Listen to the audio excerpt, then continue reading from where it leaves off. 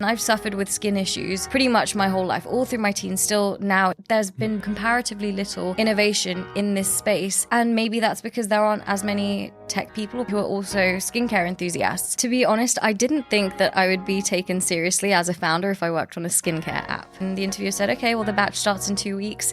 Incorporate a company in the US, open a bank account, leave your degree. See you then. Y-Combinator truly did accelerate my career by, I would say, at least 10 years. And I did end up raising $850K. So that brought the total close to $1 million.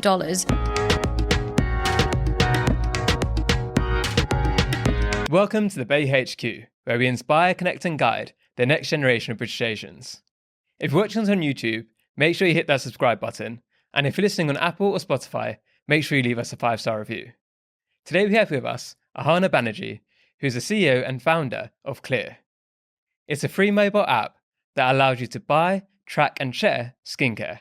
How are you doing today? I'm very well. Thank you for having me. So you've got a really interesting background and you've travelled, you've lived in 3 different countries. That's right, yeah. And it's interesting because you started off here, you went to India and Singapore, right? And then you came back again. Mm-hmm. But along that journey, how's your self-belief? Did you ever think one day I'm going to start my own company and be a CEO? No, is the short answer. I think growing up for me, I've always had a very supportive family, but like a lot of South Asian parents, school and studies were always important. And so I'd say from day one, I was always ambitious and knew I wanted to really push myself in whatever career I ended up pursuing.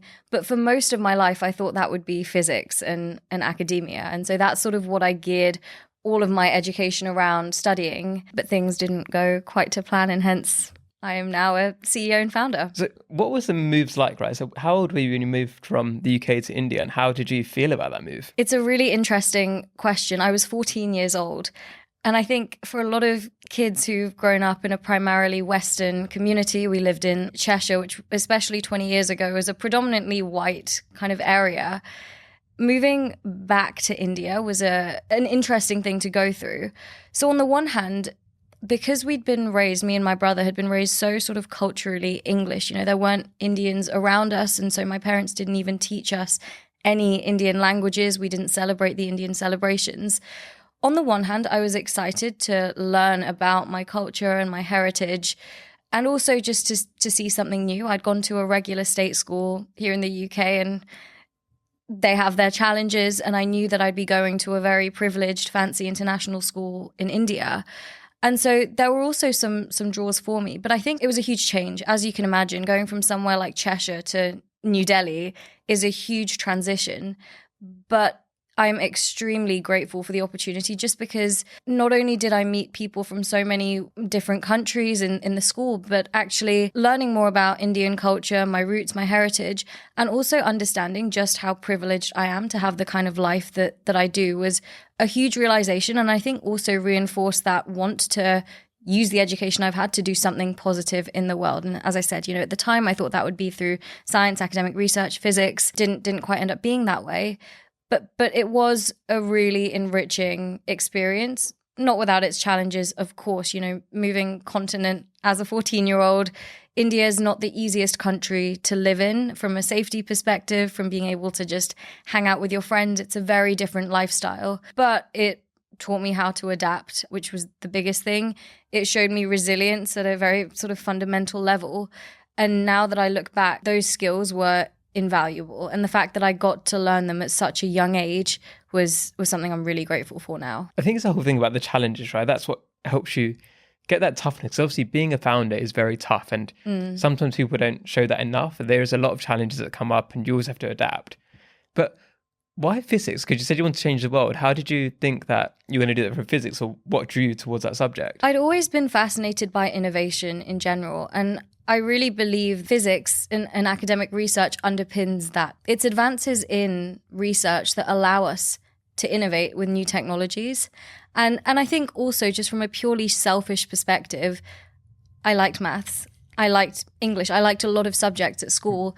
And physics to me was the perfect combination of all of them. It can be kind of philosophical, but it's still very tangible, and you can explain phenomena in the world around you. And I got massive satisfaction from that. And I still think academia is a very noble area to work in, a very noble career to pursue. It's just that ability to have an impact at that kind of scale, especially with physics, where you're researching fundamental elements of matter. For me, my area that I was particularly interested in was astrophysics, which is, although very far from what I'm doing now, I think it's still that ability to see the impact of your work and work on things that are just so almost unimaginable to the individual, like space. Like it's hugely fascinating. There's so much we don't know. And I really believe that in any sense, knowledge empowers individuals. And so to be able to contribute at such a fundamental level, I think is amazing. And I have so much respect for academics, but it wasn't quite for me. So what's interesting is that you know what Clear App does, right? Mm-hmm. So we're going to get to it in a moment. We're going to get there to share. But physics, to me, you'd think, oh, biology or chemistry would be more natural. So I'll ask you about that later on. But I want to first understand, like, where did the seeds of entrepreneurship come from? Because you had this academic idea, you're going to do research. Where did you first get that bug? It was during university, and it was when I realized that physics wasn't going to work out for me. As I said, for me, having an impact with my career was pretty important. And that, I think from the age of 14, when I moved to Delhi, that was the core thing that I led with all my academic and career decisions. But when I got to university, I studied physics at Imperial. And from the first term of my first year, to be very frank with you, I didn't enjoy it. And there were a multitude of factors behind my lack of enjoyment. I think part of it was the environment. It was very, very academically single focused. And I'd come from my school in Singapore. I did the IB. It's a much broader curriculum. So I was used to doing this wide range of subjects, and suddenly it was just maths and physics all day.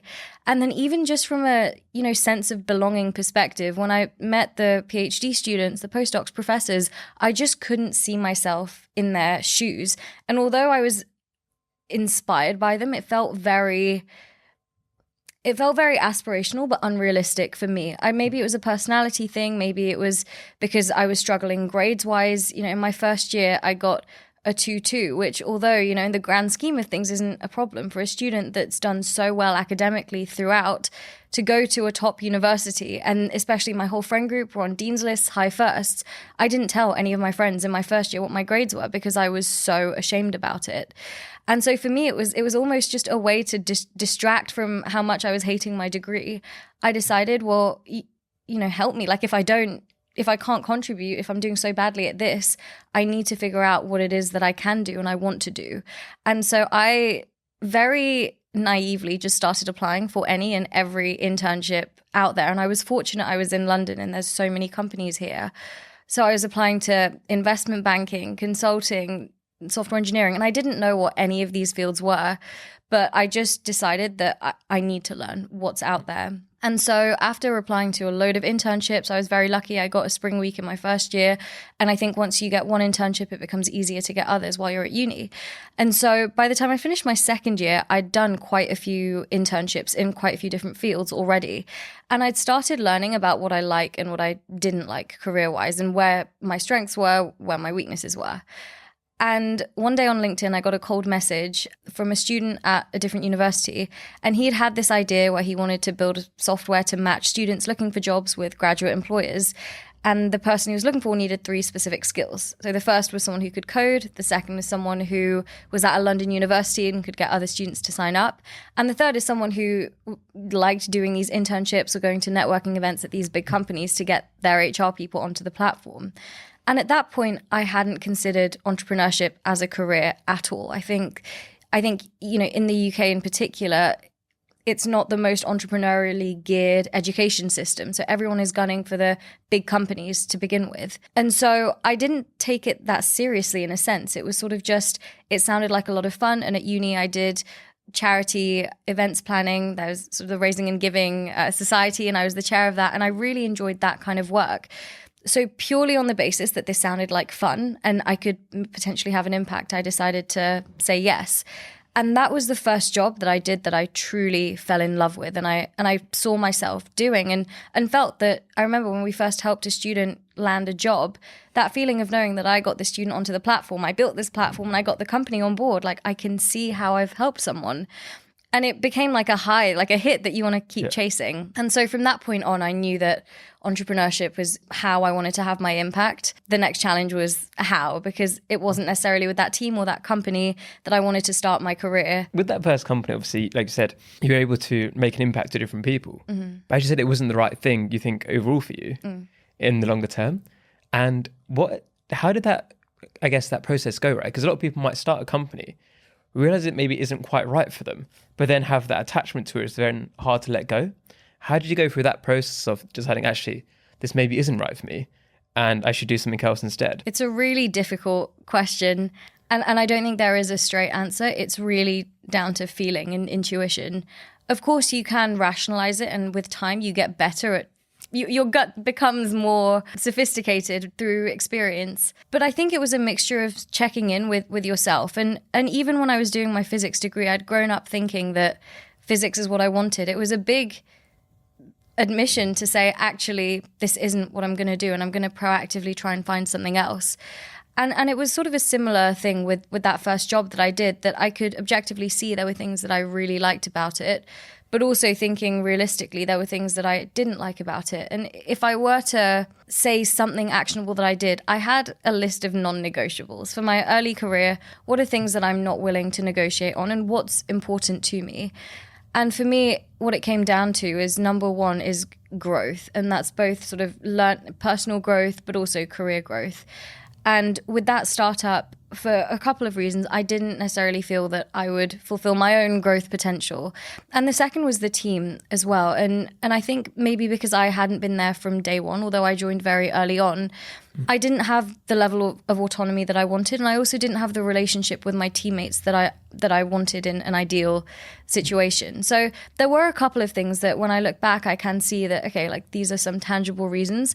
But at the time, when you're working with limited information, it's much harder to make these kinds of decisions. But I think being decisive goes a long way, and having a plan as well. It's not that I dropped this and I thought, okay, well, goodbye startup dreams, like it's never going to work out. I left that company very much with a plan of what I would do next in order to be able to start my own company one day.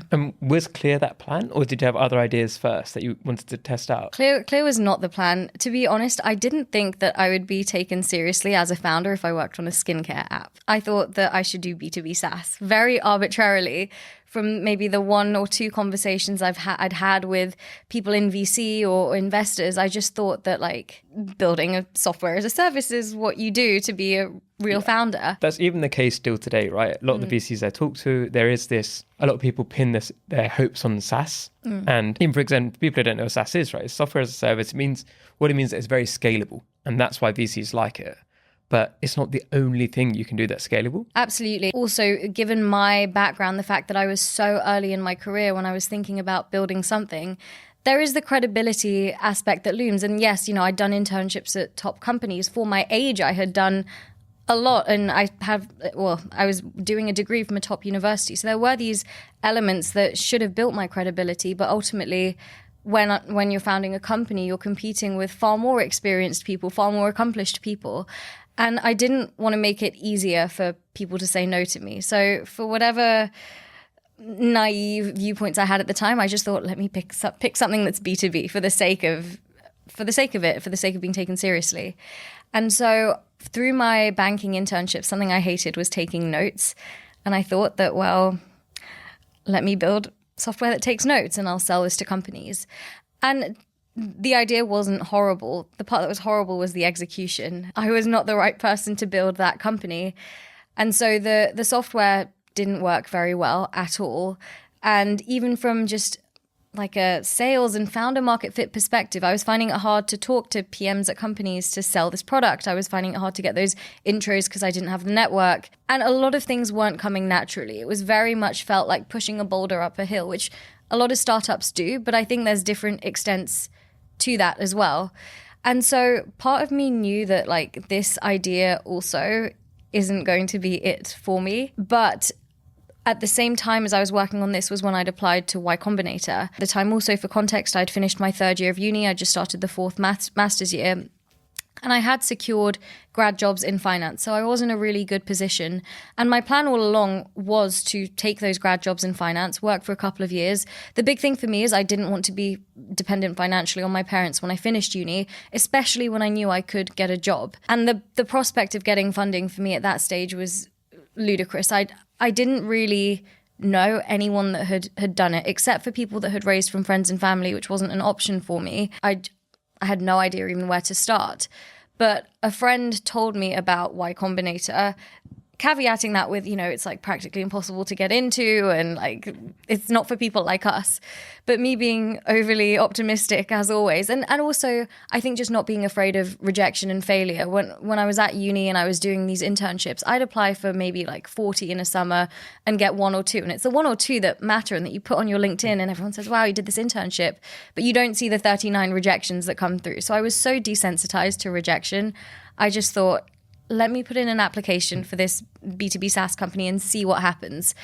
And they came back to me saying I had an interview. And I knew even to get an interview with Y-Combinator was a really big deal, especially for someone like me. And I'd applied when the idea it was called Quill was a week old. So I'd made so little progress and they saw something in that. For people who don't know what Y Combinator is, right? Could you just give them a quick idea of what that is? Yeah, Y-Combinator is a startup accelerator program. It means that they initially provide funding. So when I did it, it was $125,000 for 7%. Now it's $500,000, I believe. And it's a 3-month program in which they provide a lot of support, guidance, mentorship. The partners at YC are exited founders, so they've had a lot of success with their own companies and they train up the next generation of companies. And it culminates in Demo Day, which is essentially a convention of investors, and you're supposed to start your fundraising round at the end of the batch. And so, it's a great program. Companies like Airbnb, Stripe, Dropbox have gone through it. And it's an amazing thing to happen to an early stage company. And at the time, it still felt very aspirational. It didn't feel like something realistic, but I decided to apply just because why not? And so by the time the interview with YC came around, I was very confident that my company, Quill, was not going to succeed. But I was really scared of telling them that. So I made the decision just to put my best foot forward, show them what I've done, show them how much progress we'd made, and cross my fingers, and also be very much prepared that it's not going to work out. So that's what I did. And I did put a lot of effort into preparation. I spoke to lots of alumni, did all the practice interviews. I prepared a lot for my YC interview. And the interview came around, and they're very scary interviews. They're 10 minutes long. They're very, without sounding rude, they're very American. So, there's three interviewers. They're all interrupting each other. There's no pleasantries at the beginning. It's straight into, so what are you working on? And then it's like that for 10 minutes. So there's a very specific style to them, and it's hard to know how you've done. But you do have to be available for the 6 hours following the interview in case they have any follow-up questions or they want to do another interview with you. And this was in the midst of the pandemic, so it was all done remotely in Pacific time. So I had to be available until 4 a.m. the next morning. I was still a student. I had all my master's thesis deadlines on this week as well. And they essentially came back saying, look, we like you've made a lot of progress in a short amount of time, but we don't like your idea. So we want to talk to you again in a week, show us some more traction or come up with something better. Oh, yeah. Speak to you then. And so, this was great and terrible at the same time. Great because to get a compliment like that, saying that they believed in the team was a huge achievement, and that's half the battle won. On the flip side, I hadn't had a backup plan. I had, although I didn't fully believe in the idea I was working on, put everything into it also for this YC interview to prove to them that I was capable as a founder. But I took it as an opportunity to think long and hard about that reason why I wanted to pursue entrepreneurship in the first place, and it was to have an impact. So it came down to thinking, well, what will I actually be good at building? What can I build better than anyone else? And it was in that week of just thinking, what can I do, that I realized I know a lot about skincare, and I've suffered with skin issues pretty much my whole life, all through my teens. Still now it's something that I'm very much on a journey with. And I spend all my time watching YouTubers, following all the content creators. I've seen a doctor, dermatologists. I have a nutritionist to try and help with my skin. I've really tried lots of things about this, and I've spent a lot of time researching and also engaging with communities online, because it's also not the most pleasant thing to go through these challenges. So I realized that there are a lot of problems with skincare. It's so hard to know which products to use. It's so hard to know whether they're working. There's so much misinformation online. It's a lonely feeling to keep trying things, having them not succeed. And in general, even from an industry-wide perspective, the products I'm using aren't that much better than what my grandma's using. There's been very or comparatively little innovation in this space, despite it being an industry with so much money. There's no shortage of that. But for some reason, technology hasn't come in and had the same impact on it as it has in other industries. And maybe that's because there aren't as many tech people or people that like to build technology who are also skincare enthusiasts. So I realized that actually, I think I can build this. And I think I can build this better than, the people that can build the notes-taking app, as an example. Mm-hmm. And so in those 4 days, ended up being 4 days between the interviews, ended up doing around 60 initial user interviews. And even that showed me that the fact that I can get 60 people in this space to speak to me in 4 days is more than I spoke to in the 6 months of working on Quill. And things are coming so much more naturally and the ideas are flowing. And I have a much better gut feeling about this. And so I had the second interview with YC. It was very different to the first. And then it ended very abruptly. And the interviewer said, okay, well, the batch starts in 2 weeks. Incorporate a company in the US, open a bank account, leave your degree. See you then. said, and she also asked, she was like, are there any questions? And I was like, number one, are you sure? And number two, which idea do you want me to work on? She said, well, it's your company, figure it out. And that's how my journey as a founder started. So did you actually leave your degree at that point? And then what was the actual next steps? Like what practically happened? Yeah, so I did leave my degree, but I have to caveat this by saying I hedged my risks at every step of the way. So I had done an optional bachelor's thesis in my third year of uni. And at that time, I had no idea any of this would transpire. But what that meant is I could drop out of my fourth year and still graduate with at least a bachelor's degree, which not everyone could do. And so I had kept my university in the loop, because it was also, I remember distinctly, it was the 18th of December. So uni had just closed for Christmas. It was like early hours on a Saturday morning when the YC acceptance came through, and the whole of Imperial's physics department was on holiday. And I was panicking because I had to get an answer soon. So I had kept them in the loop. I said, there's like a 0.00000.1% chance that this works out. But if it does, this is going to need to happen. How was that conversation? Were they encouraging you? Were they saying, oh, don't throw away your degree? What were they? Even the people around you, what were people, like your family, your friends, what were they saying? I have a very supportive family. So when I alluded to hedging my risks, I'd also had these grad job offers. So my parents knew I wasn't doing this as like a rash decision or like, I don't want to work a 9 to 5, so I'm going to start my own thing. I think they saw that I was very much prepared to slog it out, so to speak, that go down the traditional route. But they recognized this was a once in a lifetime opportunity. And I know that sounds very dramatic, but it was. And when Y-Combinator, they call themselves an accelerator, it truly did accelerate my career by, I would say, at least 10 years. Because this is where I would have dreamed I would have been years and years ahead after starting my career in finance, working up slowly. I think having them provide me with that funding was the enabler to allow me to start building a company at this stage of my career. And my parents had the open-mindedness to accept that. My parents, I have to say, like, in all credit to them, they've always listened to me. And I think that's also partly why I love my job, but I also have had the confidence to do it, is because I've always felt heard. And it was never sort of like, just, listen to us, like, these are the rules, don't question them.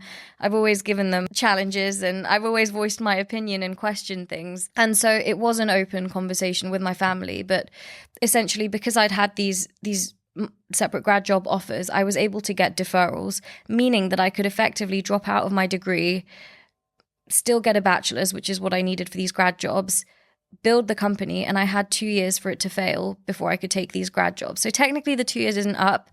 In the summer of this year, if I wanted to, I could still go down that route. So they knew that the worst that could happen wasn't that bad. And I had consciously played a bit of a game, hedged my risks, and didn't give them a reason to advise me against it. And my friends know I'm pretty strong-minded, so they supported me in and kind of knew what decision I was going to make. So what actually happened on the accelerator that gave you that 10 years experience? I think the better question is what didn't happen. I think, hiring misadventures happened. I think team is a huge part of building a company. It was one of the things I spoke about being one of the non-negotiables, and finding the right people, especially when the company started so abruptly, was a major challenge. When we applied to YC, I put 4 people on the application. By the time the interview came, there were only 3 of us left. And it was a bit of a sore subject at the time. Things are fine now.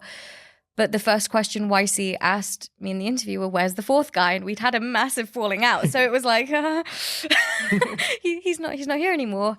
And then in the interviews, there were 3 of us, but the CTO at the time had said very, very clearly that he does not want to be a startup founder. He was a close friend. He's happy to help us write code, but he wanted the grad job route. He cared more about money, which is totally fine, and he didn't want the stress, the long hours, all of that we have to go through. And credit where credit's due, he had the courage to admit that. Because of that, we're still very close friends. But what this meant is, YC had basically accepted us because of the team, because the idea was 4 days old. It couldn't have possibly been that. And then, the CTO, he became very sheepish when we got the acceptance, because he had said very clearly he's not prepared to leave his degree, and he doesn't want this for himself. And so I was, again, terrified of, what do I tell them? Are they going to give us the funding? Are they going to accept us if we don't have our CTO with us?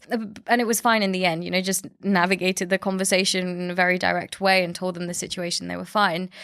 But, after that, tried to hire someone, ended up having major disasters with that. We hired a contractor who in the short term basically was lying about his identity, like the work. We checked with our lawyers that everything was legal, but this guy refused to be paid through our proper payroll system. He wanted to be paid through PayPal to all these strange email addresses. He didn't turn on his camera. His passport was from one country, and I think everything that could have gone wrong with the first hire did. And when we were looking for a new CTO as well, had some really negative experiences with people. So learned a lot the hard way about team conflicts and dramas. But then even from a product perspective, the idea was so fresh. And fortunately, I learned from the mistakes I'd made in the graduate recruitment startup and the other B2B SaaS meeting notes one as well, about talking to users, things like that. And YC's mantra is write code, talk to users. So leading with that approach was very helpful, and that was always the guidance from them. If we ever lost sight of that, they reminded us. But within that, there were major challenges, and because we had all these team issues on the tech side, although me and my co-founder at the time were technical, we'd all done the same physics degree, and I'd done software engineering internships. I don't consider myself a good engineer. I can code, I'm not good at it. So we only had 3 months until demo day, and the last thing we wanted to do was waste time. So we thought, let's just hire someone in the short term. We've got this initial funding, we can use it. But because of all these hiring disasters, by the time demo day came around, we had no product. And it was actually a really bad situation, because I had started taking some meetings with investors beforehand. And at the time, I'm 21 years old. I am a no-name person. I don't have any contacts in the industry.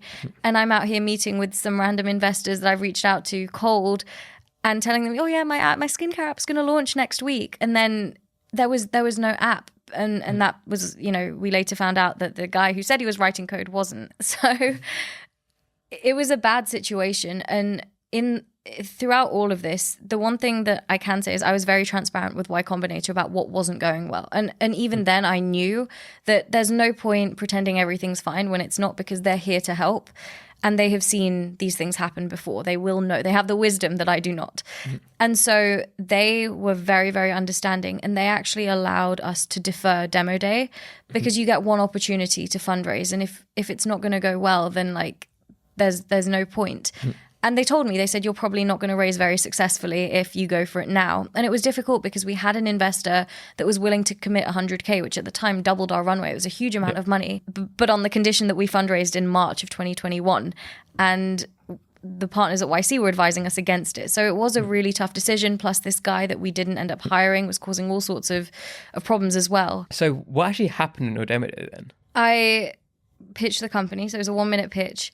And I did end up raising $850K USD. So that brought the total funding close to $1 million, which is a huge achievement. but it was well over 200 meetings, and it did take me 3 months. So it was very challenging, and I also didn't have a lead investor. So it was really 10 pitches a day, grinding through it. And now we're super fortunate. We have some amazing both funds and angels on board. But that was another huge learning experience from building the company. And where's the company today now? So you've obviously had this investment in. What did you use it for? What's the product looking like today? And then like what are you excited about for the future? Yeah, so Clear, it's a skincare app, and that part has stayed. So even when I started the funding round, we did have the idea and we had an app on the market. Now, the key focus is still very much on product. And I think learning from YC's principles of just building something people want, that will be the focus until the next funding round. So building out new features, testing new ideas, and also building out the monetization plan as well. We won a competition with L'Oreal last year, which opened a lot of doors for us and really was a huge win and turning point in the company. But otherwise, we've been able to grow organically every single month. We're a several thousand large community now and haven't invested $1 in our marketing. We're really fortunate that way. So talking to users and writing code is still where we're at. That will be the focus for the next couple of months. We'll be releasing some big features, which is definitely what I'm most excited about, having spoken to our users, understood what the challenges are, what people like, what they don't like. And of course, to do that, grew out the team slightly. So having learned from all those team challenges, ended up hiring a really, really stellar CTO and some other developers as well. But we're still very lean, fully remote technical team, writing code and talking to users. So it sounds really exciting, and it's going to be interesting to see like how your journey progresses and where Clear gets to. Thank you. But we've run out of time now, so we're going to have to run through quick fire questions. The first one is, who are 3 British Asians that you'd love to shout out that think people listening right now should be paying attention to or learning from? I think the first one is one of our angel investors, Dr. Fiona Pathiraja. She invested at the earliest of stages in Clear, and she's someone who really puts money where her mouth is. She herself has had a career in medicine and now running a health tech VC fund. I think she's really, really inspirational and goes out of her way to support underrepresented founders. Fundraising as a female founder was hard. So I think I have a lot of respect for what she's doing, and people should check her out, especially if you're a founder building a company.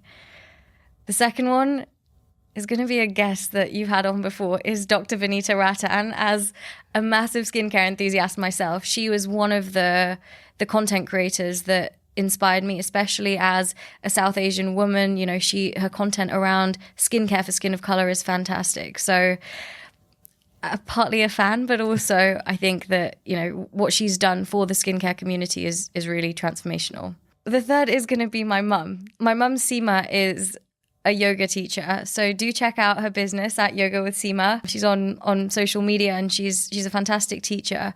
But I think just the way that she and my family have supported me in my career, giving me the confidence to pursue a career like this and being there during the tough times as well, because there is a lot of them. I think I owe my family a lot for the things that they've given me, and both tangible things, but also just the love and the support. So lovely to hear that. The next question is, if anybody's listening right now and would love to reach out to you, what can they reach out to you about? Anything startup or skincare related, whether that's raising funds, putting a team together, developing a product roadmap. I'm happy to chat about anything startup related. I have done every job involved, so I'm just happy to share my journey there. Or if you have any skincare questions, of course, you can feel free to join Clear, ask your questions in the community, and you'll get tailored advice as well. And then on the flip side, is there anything you're looking for right now where you need help or guidance? Well, it's always helpful to get more feedback on the app. As I said, product is the number one priority right now. So if you want to download the app, it's totally free. Test it, play around with it, tell us what you like, but more importantly, tell us what you don't like, because that's the stuff that really, really helps us. So again, thank you so much for coming on. Any final words to the audience? I think maybe just my parting words from my journey so far is coming back to the point of not being afraid of failure and rejection. I think at every stage I'd experienced some level of that, but learning that that's part of the journey and also a sign that you're pushing yourself and growing is something that has helped me persevere through a lot of the challenging times. And for anyone watching, especially wanting to go into entrepreneurship, I think that's a really important thing to keep in mind, that failure is part of the journey. And if you're failing or at some things or getting rejected, you're probably on the right track.